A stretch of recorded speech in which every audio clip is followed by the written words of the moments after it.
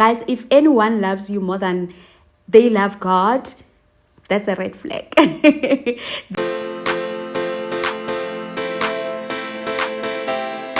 Hey guys, what's up? Welcome to my YouTube channel. I am Millicent Mosowo, and guys, I'm so happy to be filming this video. You have no idea, it is so hard for me to actually make time to sit down and film a video. Why? Because these days I go to office. When I come back, it's already time to prepare for supper. Ninning, it's family prayer time. Once we do that, have to prepare the baby, soothe them to sleep. By the time I finish, I'm tired because I need to wake up early in the morning. It is so hard. Weekends, sometimes I do speaking engagements. Sometimes, I'm attending some events. It is just so hard. So I really am grateful for this time, honestly, that I managed to actually just sit down and film this video. Because since I filmed a video to say I'm back and then I disappeared. But don't worry, I'm here and we've actually been producing lots of content. It's coming up, so I'm really back. Before I start, or before I introduce the topic of today's video, by the way, you probably already seen it on the title. But I really want to say thank you so much for subscribing to my YouTube channel. I received a DM. Someone sent me a DM to say, I forgot the name. She said to me, "Hey Millie, I love your work. I actually started with you on this journey when you had only 12 subscribers." That warmed my heart. If you're watching this video, shout out to you. I love you and thank you so much. I would like to thank the new subscribers. Welcome to the family. I see that we are growing. We are actually on road to 3,000 subscribers.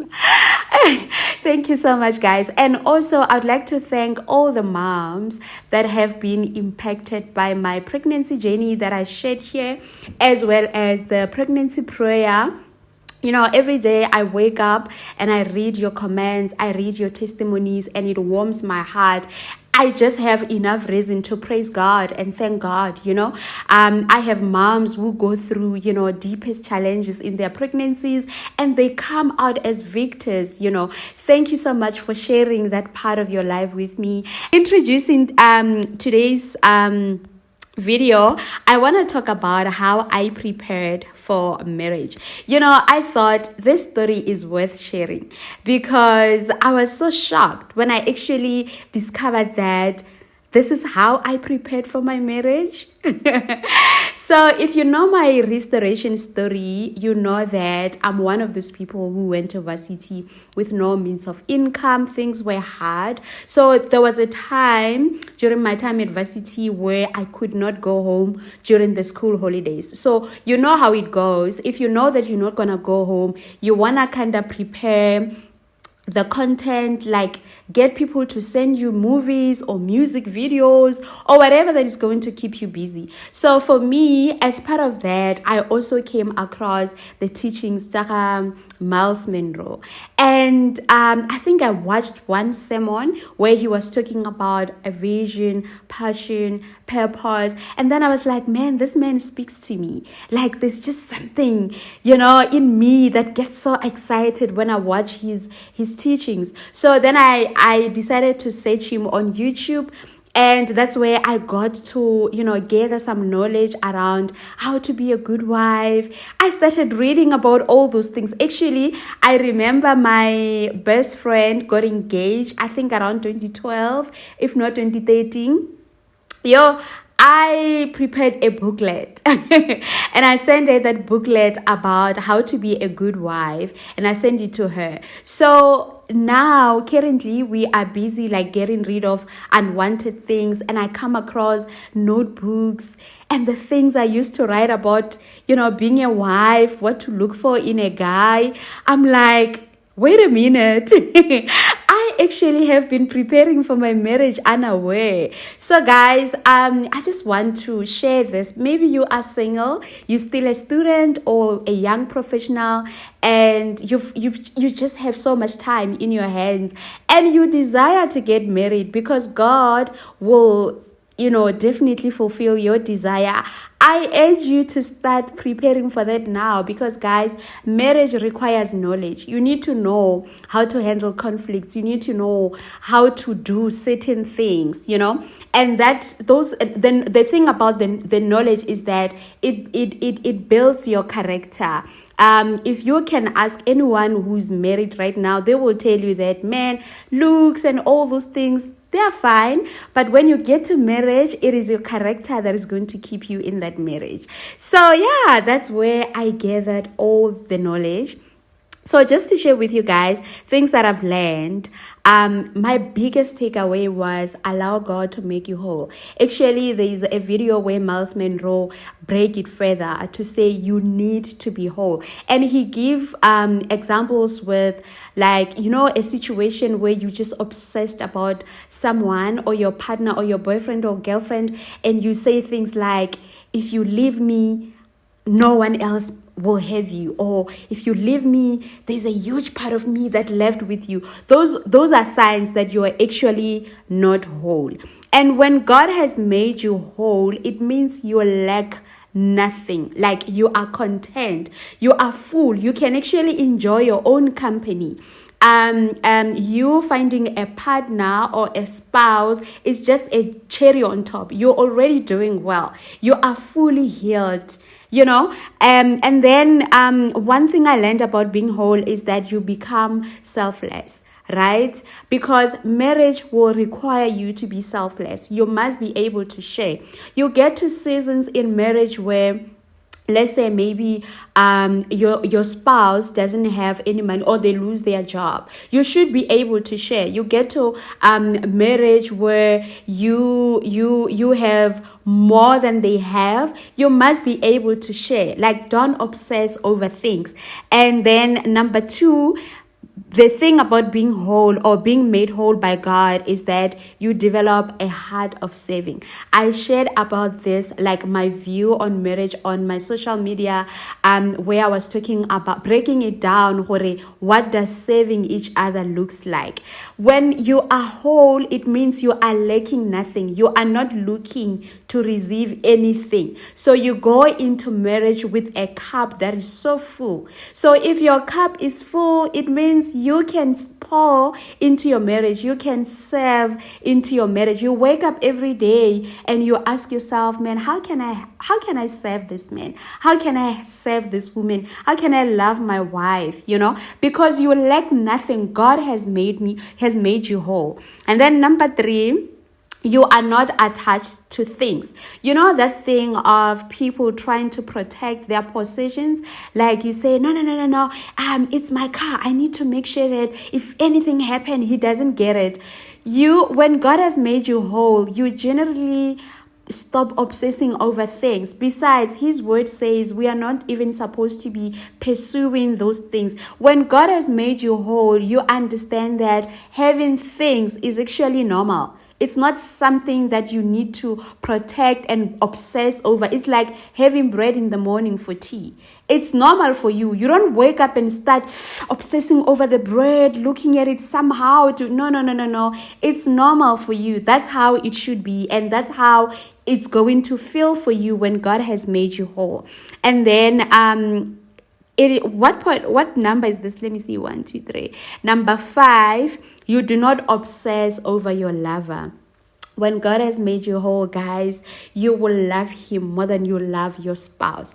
If maybe they're away or they're not home, let's say maybe you're not used to your spouse not being home after 7 p.m. You're not going to be that person who say, where are you? Send location, trying to track them. No, because you're not obsessed. But instead, you're going to worry if they are okay. The first thing that will come to your mind is my lover okay? Is my wife safe? Babe, are you safe? Where are you? And then if they tell you otherwise, you begin to pray for them. It takes wholesomeness in your life for you to start operating like that, right? And then you love God more than your partner. Guys, if anyone loves you more than they love God, that's a red flag. Then you must love God, you know. And one thing I know I've learned, or I have discovered about loving God more than your partner, is that you begin to do things for God. You do things, you make certain decisions in your life to glorify Him. For example, you decide that you are going to be faithful in your marriage, but you're doing it for God, because the thing is, your partner won't always be worthy of your faithfulness. They're gonna disappoint you, they're gonna let you down, but unintentionally, right? They're gonna make you angry, conflicts will be there, and you're gonna feel like they don't deserve it. If you're doing it for them, there's going to be time where you feel like they actually don't deserve your selflessness. But if you're doing it for God, He is worthy. He does not fail us. You choose to not cheat on your wife because you love God. You choose to be open because it is what God requires from you. You choose honesty in marriage because that's what God requires from you. So it starts with really God making you whole, and you fall in love with Him, so that everything that you do gets to be for His glory, right? And the other point is, you are clear on your identity. I mean, no one can not be clear on their identity after they have met God. For God to make you whole, discovering your identity is part of the wholesomeness that I'm talking about. And you know who you are. Guys, if you know who you are able to validate whoever comes to your life against who you are. If you do not know who you are, you're just gonna marry anyone, or you're just gonna date anyone that comes. So when you are on a dating stage, you are able to assess the person's interest against yours, because you already know who you are, and you are able to know if you guys will be able to do life together or not, and you are able to make a decision from there. I remember this one time, I had a friend like back in varsity who met a guy, and that guy was saying to her, you know what? I don't believe in having children after marriage. I actually want a child now, right? And they obviously have, different beliefs. And she came to me, she was so mad. She was like, you know what? I'm so angry. How can this guy say this to me? He disrespects me, blah, blah, blah, blah, blah. But then I said to her, I really don't see anything wrong with this guy. She was like, wait a minute. So you believe in having children out of outlook? I'm like, no. This is what he believes in. You guys have different beliefs, and you guys have different values. You guys serve different gods, right? So he is being open about who he is. So now that you know who you are able to make a decision to say, thank you, it was nice to know you, but I'm going to stick to my values. Or you are going to follow who he is. That's the thing about knowing who you are, is that it helps you make, the right decisions during dating stage. There was a lady who used to tell me, I actually worked with her at FNB. She used to tell me that, man, I hate entrepreneurship. I'm not passionate about it. And I'm so frustrated because my man loves it so much, So they are not able to do life together because she's just not that person. Whenever he starts talking about business, he pisses me off. Okay, I can kill him. So guys, it goes to that detail. Knowing who you are helps you, especially when you're still single, because you are able to know, okay, I know I'm not really called to own a business, but I really don't have a problem with someone who owns a business. It's possible. Or you know that you are not a mamruti kind of a thing. If a pastor comes to you and he wants to marry you, you will be able to know, you know what, this is just not my thing. I was not cut from that cloth. I do not have that grace, so I'm not going to do it. Thank you, bro. So know who you are, so that when you're dating someone, you're actually validating who they are against who you are, and you see if you guys can be compatible. I can go on and on when it comes to knowing who you are. And then you begin to have a prayer life. For me, prayer has got nothing to do with the devil. Prayer is about communing with God. You can say your prayer like a conversation. It's a communication between you and God. It's like when you're hanging out with a friend. That's how prayer is for me. So when God has made you whole, it means you went to Him and you were naked before Him, and you actually got to admit a parts of your lives that needed to be healed. So this means now you have some sort of a relationship with this God, and you are able to talk to Him. You are able to pray about things. By the time you get into marriage, you know what, I have this God that is just gonna walk the journey with me. I'm gonna continue to pray about everything, or continue to make Him your foundation, because you already have that relationship. It starts from when you are single. It does not start when you're already in marriage, right? I've touched on a relationship with God. So this is the end of the video, guys. I really just wanted to share with you. Let me know what you think on the comment section below. I'm gonna write these pointers on my description box, or pin a comment so that you guys can see like the written pointers. But guys, this is literally what I've learned when I was single and I did not know. When I met my husband, I knew that I love music. Those who went to varsity with me, those who stayed with me, I used to be so loud. Like, though I love music indeed to the detail, like I can listen to bass lines, I can listen to drums. So when I met him, like, conversations were just so interesting because I love what he does. I fell in love with his gift as well, and I'm able to support him on his gift.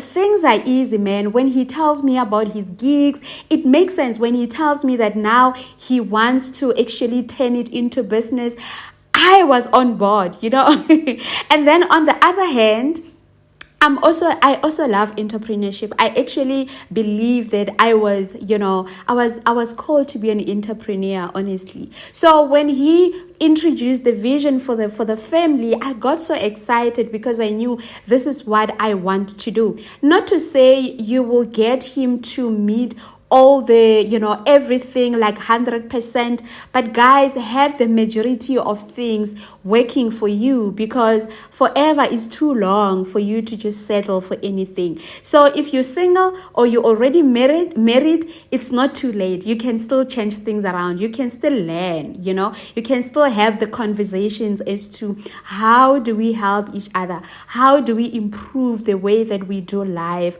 with each other. If you love this video, please do leave a comment, like, and subscribe. See you guys in the next one.